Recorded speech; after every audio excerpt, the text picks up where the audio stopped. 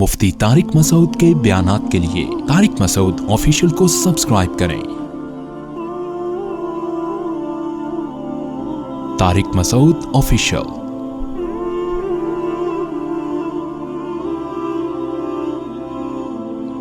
جب یورپ اور امریکہ جو گورے ہیں انہوں نے مذہب کو اپنی ڈکشنری سے نکالا تو مینرز کہاں چلے گئے؟ بولو نا بھائی، ارے بولو، اپنے منہ سے بولو، زور سے بولے نا۔ تیل لینے ہیں، زبردست بات کی، کیونکہ انسان دوسرے انسان کا خیال کرتا تھا کس کے کہنے سے؟ اللہ کے۔ بھائی اللہ کا حکم ہے اپنے سامنے سے کھاؤ، یہ کس نے سکھایا؟ اللہ نے سکھایا۔ حدیث میں آتا ہے کل مما یلیک، اپنے سامنے سے کھاؤ، صرف اپنا کھاؤ، دوسرے کا نہ کھاؤ۔ نبی صلی اللہ علیہ وسلم نے فرمایا جب ایک پلیٹ میں کچھ کھجوریں ہوں اور سب شریک ہوں تو ایک آدمی ایک وقت میں ایک سے زیادہ کھجور نہ اٹھائے۔ بھائی سب کا خیال کرو، آج میں مٹھی بھر کے اٹھا گیا، آخر میں گٹلیاں جمع کر کے سائڈ پہ رکھ دی تو 2 مٹھیوں میں آپ کا کام ہو گیا اور اگلا۔ تو اتنی چیزیں جب سکھائی ہیں تو ظاہر ہے جو آدمی کھجور کھانے میں، مونگ پھلی کھانے میں اس کا خیال کرے گا کہ میں زیادہ نہ کھا لوں تو وہ جائیدادیں کھائے گا۔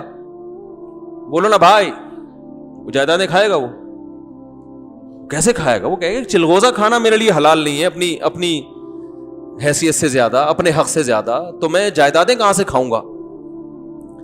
یہ ساری چیزیں اسلام نے سکھائیں، اور اسلام سے پہلے عیسائیت نے سکھائیں۔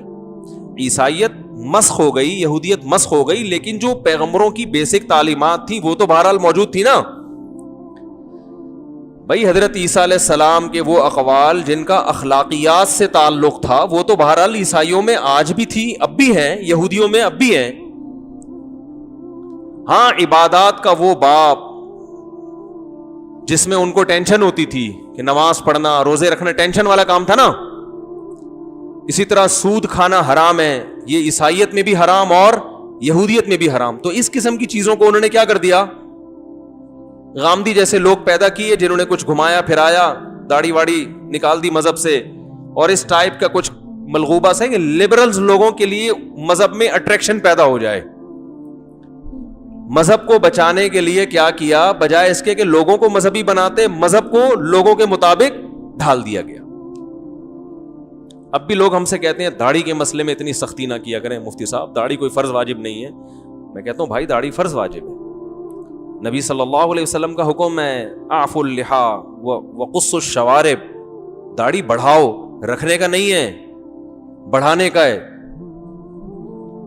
تو بھئی پیغمبر کی حدیث ہے، البدایہ والنہایہ میں ہے کہ آپ صلی اللہ علیہ وسلم کی خدمت میں کچھ لوگ آئے جو کیسر و کسرہ سے تھے، ان کے ایلچی تھے، ان کے چہرے پہ داڑیاں نہیں تھیں۔ آپ صلی اللہ علیہ وسلم نے چہرہ انور کو ان کی طرف سے پھیر لیا، فرمایا ویلکم، تم تباہ ہو جاؤ، تمہیں ایسی صورت بنانے کا کس نے حکم دیا؟ انہوں نے کہا ہمیں ہمارے رب کسرا نے۔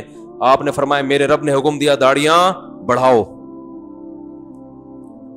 تو اب ٹھیک ہے لوگ نہیں رکھ رہے، سعودی عرب میں تو بہت سے علماء نے وہاں کے مساجد کے امام نہیں رکھتے، مؤذن نہیں رکھتے، لوگ ہمیں کہتے ہیں وہ مکہ مدینہ کے لوگ زیادہ پڑھے لکھے ہیں آپ لوگ زیادہ پڑھے لکھے ہیں۔ تو ہم کہتے ہیں بھائی مکہ مدینہ کے علماء سے فتویٰ لے لو، اگر وہ ریٹن میں لکھ کے دے دیں کہ داڑھی بڑھانا لازم نہیں ہے تو ٹھیک ہے، وہ ریٹن میں کبھی لکھ کے دینے کے لیے تیار نہیں ہے، وہ مانتے ہیں کہ لازم ہے، عمل نہیں کر رہا کوئی۔ اگر ویسے تو وہاں بھی الحمدللہ جو صحیح علماء ہیں وہ داڑیاں رکھتے ہیں، لیکن اگر کوئی نہیں رکھ رہا تو اس کی وجہ سے اسلام کو تھوڑی چینج کیا جائے گا۔ بھائی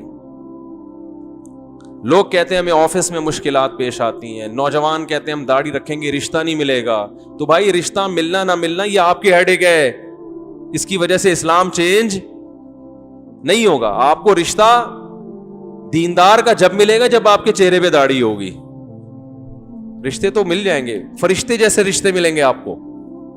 خیر، تو یہود و نصارہ نے ان کے ہاں بھی کیا تھا کہ ان کے بھی پادری بتایا کرتے تھے یہ جائز ہے، یہ ناجائز ہے، یہ الاؤڈ ہے، یہ ناٹ الاؤڈ۔ زنا حرام تھا، شراب کیا تھی؟ حرام تھی، عیسائیت میں بھی اور یہودیت میں بھی۔ 100 سال پہلے کا یورپ اور آج کے یورپ میں زمین آسمان کا فرق ہے۔ 100 سال پہلے یورپ کی لڑکیاں وہ پردے پر فخر محسوس کیا کرتی تھی ان کی جسم کی نمائش یہ اچھا عمل بولو بھائی نہیں سمجھا جاتا تھا، حالانکہ مسلم نہیں تھے وہ. ان کے ہاں پردے کو بھی اہمیت دی جاتی تھی. تھائی لینڈ میں کس قدر بے حیائی ہے، ساری دنیا کہتے ہیں کہ عیاشی کے لیے تھائی لینڈ جاتی ہے. تھائی لینڈ کے لوگوں سے میں نے سنا کہ 100 سال پہلے کی جو محاورے ہماری زبان میں اب تک چلے آ رہے ہیں نا، ان میں یہ ہے، ایک انہوں نے مجھے تصویر دکھائی جھونپڑی نما نا، ان کی تو زبانی جھونپڑی پتہ نہیں کیسے لکھتے ہیں وہ، تھائی زبان اور چائنیز زبان دیکھی کچھ جھونپڑیاں بنی ہوئی ہوتی ہیں، اتنی ایک لفظ لکھنا ہوتا ہے انسان پورے پورے بنگلے بنا دیتا ہے. اللہ کا شکر ادا کرو اللہ نے ہمارا رسم الخط آسان رکھا ہے، ان کے رسم الخط بہت مشکل ہے. یعنی اتنی سی بات اگر آپ اردو میں لکھیں گے تو ایک لائن میں ہوگی، انگلش میں تھوڑی سی بڑی ہو جائے گی، عربی میں اور سمٹ جائے گی. تھائی یا چائنیز زبان میں لکھیں گے نا، لکھتے چلے جاؤ بیٹھ کے بس، اور کوئی کام آپ کا ہے ہی نہیں ہے. تو بڑا مشکل رسم الخط ہے اور بالکل ہی ایک بھونڈا سا رسم الخط ہے. تو انہوں نے مجھے بتایا کہ یہ جو لکھا ہوا ہے نا، یہ ایک ضرب المثل ہے، یہاں مشہور ہے، جو اب ختم ہوتی جا رہی ہے. وہ یہ بتایا گیا ہے کہ عورت گھر کی 4 دیواری میں محفوظ ہے. نہیں آ رہی بات. یہ تھائی لینڈ کا معاشرہ آپ کو بتا رہا ہوں جو بے حیائی میں نمبر، گورے جہاں عیاشی کے لیے آتے ہیں، ہم وہاں عیاشی کے لیے نہیں گئے تھے، تبلیغ کے لیے گئے تھے. پہلے بتا دوں، ان لوگوں سے پوچھ لیں جو وہاں جن کے یہاں میں جا کے ٹھہرا تھا. تو اور یاد رکھو ایک اور بات، وہاں میں جب گیا تو وہاں ڈیفنس کے لڑکے ہمارے دوست احباب جنہوں نے مجھے انوائٹ کیا تھا، یہی کراچی کے تھے وہ، انہوں نے بتایا مفتی صاحب اللہ کا واسطہ آپ ہمارے حق میں بھی ایک بیان دے دیں. اب یاد آ گیا تو چلو دے دیتا ہوں. انہوں نے کہا ہم یہاں عیاشی نہیں کرتے، ہم یہاں بزنس کرتے ہیں، لیکن جس کو بھی ہم بتاتے ہیں نا ہم تھائی لینڈ آئے ہوئے ہیں، تو وہ اس کی پیشانی پہ ایک دفعہ سلوٹیں ضرور آتی ہیں. یار اچھا بڑے مزے میں ہوگے. تو انہوں نے کہا آپ ہماری ایکٹیویٹیز دیکھ لو، دن بھر ہماری ایکٹیویٹیز آپ کے سامنے، دکان ہے اور شادی بھی کی ہوئی انہوں نے پراپر طریقے سے تمیز سے جیسے. تو بدگمان ہونے کی شریعت میں اجازت بولو نا بھائی نہیں ہے. تو جو عیاش ہے وہ تھائی لینڈ میں بھی، وہ یہاں بھی ہے، جو نہیں ہے نہ یہاں ہے نہ وہاں ہے. تو عیاش آدمی کو کوئی تھائی لینڈ جانے کی آج کل ضرورت بھی نہیں ہے جی. تو وہ یہاں بھی عیاشی کرے گا تو وہاں بھی کرے گا. خیر، تو ایسا نہیں کہ جو بیچارے یہاں کے لونڈے لپاڑے معذرت کے ساتھ تھائی لینڈ میں گھوم رہے ہیں تو وہ ساری عیاشی کر رہے ہیں. شریعت میں بدگمان ہونے کی اجازت نہیں ہے جب تک آپ کے پاس کوئی دلیل نہ ہو، ثبوت نہ ہو. تو خیر، تو یہود و نصارہ میں ان کے بھی مذہبی روایات تھیں، بہت ساری چیزیں مذہب کی ختم کر دی انہوں نے، لیکن جو مینرز تھے وہ بہرحال باقی تھے. پادری ان کو بتایا کرتے تھے کہ یہ کرو گے تو جنت میں جاؤ گے، یہ نہیں کرو گے تو کہاں جاؤ گے؟ جہنم میں. شراب پینے پہ کیا ملتی ہے؟ جہنم. شراب حرام ہے، لڑکوں سے بدفعلی حرام ہے.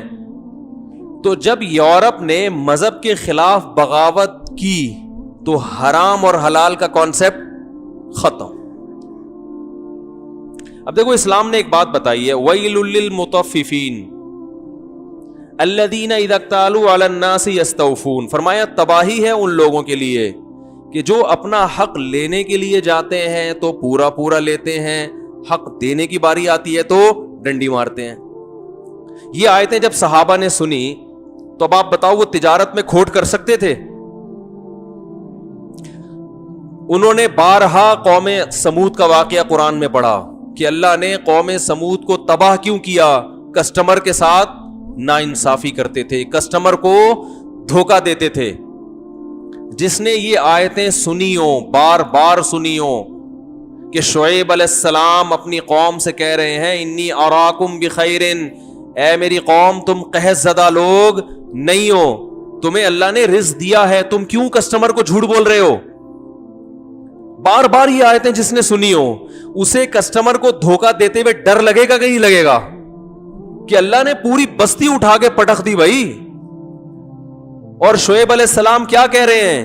کیف آسا علی قوم کافرین فاسقین، میں تم پر اب کیسے افسوس کروں، میں نے تو تمہیں بہت سمجھایا تھا. یہ تو ہم پڑھتے نہیں نا قرآن. فرقواریت اور اس طرح کی چیزیں آج کل یوٹیوب پہ آ رہی ہیں، جو قرآن کے بیسک احکام ہے وہ تو بہت کم لوگ اس کو ہائی لائٹ کرتے ہیں. تو قوم تباہ ہو گئی, برباد ہو گئی. جس نے یہ آیتیں سنی ہو, جس نے نبی صلی اللہ علیہ وسلم کی حدیثیں سنی ہو, تو کیسے وہ ٹھگتے ہوئے تھوڑا سا تو ڈرے گا نا. کتنی بڑی تباہی ہے. اللہ فرماتے ہیں ویل للمطففین, تباہی ہے, بربادی ہے ان لوگوں کے لیے جو ناپ تول میں کمی کرتے ہیں, اپنا حق پورا لیتے ہیں, دوسرے کا حق دینے کی باری آتی ہے تو اس میں ڈنڈی مارتے ہیں. کتنے لوگ ہم نے دیکھے ہیں پیمنٹ لینی ہو تو فوراً پہلی تاریخ کو پہنچ جائیں گے, لیکن جو مالک مکان کو جب کرایہ دینا ہے تو جب تک وہ 20 دفعہ گھر پہ کھڑے ہو کر گھنٹی نہیں بجائے گا نا, اس کو ترسا ترسا کے کرایہ دیں گے. ہوتا ہے کہ نہیں ہوتا؟ وہ پہلی تاریخ کو آ گیا تو تانا دیں گے, یار ابھی پہلی ہوئی ہی نہیں اور پہنچ گئے لینے کے لیے, اسے تانے دے رہے ہوتے ہیں. بہت ہم نے دیکھے ہیں. لینے کے بارے میں اصول کچھ اور ہے, حق دینے کے اصول. دیکھو کچھ میری بھی سن لیا کرو نا. کچھ ایک آدمی کی چاہت ہے کہ آپ بول لیا کریں, تو آپ بولو بھلے مفتی صاحب کی غلط چاہت ہے لیکن میں آپ سے پیسے تو مانگ نہیں رہا, تو بول لیا کرو, جملہ مکمل کر لیا کرو. اب تو یوٹیوب پہ بھی لوگوں نے کمنٹس کیے ہوئے ہوتے ہیں, بول لو بھائی. نیچے لوگوں کے کمنٹس آئے ہوئے ہوتے ہیں, نیچے لوگوں کے کمنٹس آئے ہوئے ہوتے ہیں کہ بول لو بھائی. کمنٹس میں پڑھتا ہوں یوٹیوب پہ جو بیانات ہیں نا, اس میں نیچے لوگوں نے بول لو نا یار, خود لکھا ہوا ہوتا ہے لوگوں نے. تو اب مجھے ایک بات بتاؤ, اسلام نے جب یہ بتایا کہ ناپ تول میں کمی ہے, اب جو آپ مسلمان اتنے ٹھگے نظر آ رہے ہیں نا آپ کو, اس لیے کہ مذہب کو فالو کرنا چھوڑ دیا. لیکن ایک مذہب ایک ایسی چیز ہے جو ان کو اس طرف لا سکتی ہے. مذہب ایک ایسی چیز ہے, مذہب کے علاوہ دنیا کی کوئی طاقت نہیں لا سکتی.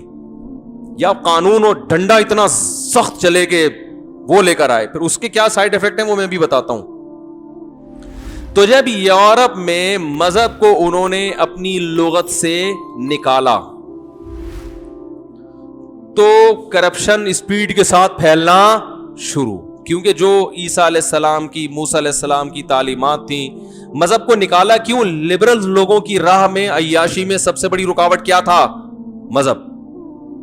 جیسے کوئی لبرل اگر آپ کو بولے کہ بھائی دیکھو اسلام نے کتنا حکم دیا ہے کہ تم کرایہ ٹائم پہ ادا کر دیا کرو, تم میرے کرایہ دار ہو, کرایہ ٹائم پہ ادا کر دو, تو آپ فوراً اس کو بولیں گے اسلام نے تو یہ بھی کہا ہے کہ نماز پڑھا کرو 5 ٹائم, یہ بھی کہا ہے نا اسلام نے. جیسے خاتون نے اپنے میاں سے کہا, صبح صبح اٹھایا, بولا کہ بھائی وہ اسلام یہ کہتا ہے کہ صبح اٹھ کے فجر کی نماز پابندی سے, وہ کہیں خرچہ ورچہ مانگ رہی تھی, دے نہیں رہا تھا, تو اس نے کہا دیکھو اسلام یہ کہتا ہے کہ شوہر پہ لازم ہے کہ بیوی کو ٹائم پہ خرچہ دے دیا کرے, جو بھی ضروری خرچہ ہے. تو اس نے کہا اسلام تو یہ بھی کہتا ہے کہ مجھے 4 شادیوں کی اجازت ہے. تو اس نے کہا بس آپ خرچہ تھوڑا سا ڈیلے کر دیں, کوئی اتنا بڑا مسئلہ نہیں ہے, وہ میں برداشت کر لوں گی, 4 شادیاں برداشت نہیں کر سکتا. اگلے مہینے دے دیے گا. انڈے جو اس دفعہ میں نے منگوائے تھے نا, تو ان کے پیسے اگلے مہینے دے دیے گا, کوئی مسئلہ نہیں, ابھی میں اپنی امی سے لے کے انڈے منگوا لیتی ہوں. تو مسئلہ بھی یہ ہوتا ہے, ہمارے حکمرانوں کے ساتھ بھی یہی مسئلہ ہے. یہ اسلام اگر لانا بھی چاہتے ہیں نا, تو ان میں یہ ہوتا ہے کہ یار اگر ہم اسلام لے آئیں اور ملک سے کرپشن ختم ہو جائے, چور کا ہاتھ کاٹنا شروع کر دیں, یہ کر دیں, وہ کر دیں, تو پھر اسلام تو شراب پہ بھی پابندی لگاتا ہے اور چور کا ہاتھ کاٹنے کا حکم دیتا ہے. تو اس کا مطلب آپ سمجھتے ہیں, جب چور کا ہاتھ کاٹنے کا حکم دے رہا ہے اسلام, تو ہاتھ کاٹنے کا مطلب پھر کیا ہوا؟ ایک دفعہ کسی نے کہا چور کا ہاتھ کاٹنے والی سزا ہم نافذ کر دیں تو آدھا ملک تو ٹنڈا ہو جائے گا. آدھا ملک ٹنڈا نہیں ہوگا, آدھی اسمبلی ٹنڈی ہو جائے گی. صحیح ہے نا, یہ ذہن میں رکھیں. ملک اتنے سارے لوگ چور نہیں ہیں الحمدللہ, ابھی بھی خیر غالب ہے. آدھی اسمبلی کیا ہو جائے گی, اس کا خطرہ ہے کہ وہ لنجے اور ٹنڈے ہو جائیں. اللہ بچائے سب کو. شراب پر اسمبلی میں بحث ہو رہی ہے, کیسے بل پاس ہوگا بھائی جب اس میں شراب پینے والے موجود ہیں؟ کیسے پاس ہوگا بل؟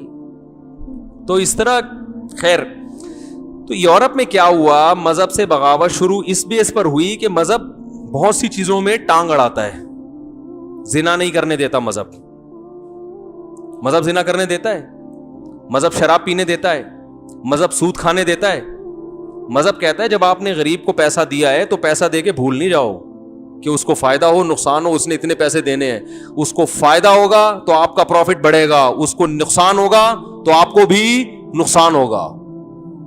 اس سے پیسے کا جو ڈسٹریبیوشن ہے وہ معتدل رہتی ہے, ورنہ ایک ہی کو نقصان ہوتا رہے گا. انویسٹر تو پیڑے کھاتا رہے گا بیٹھ کے, وہ پیسے سے پیسہ چھاپتا رہے گا.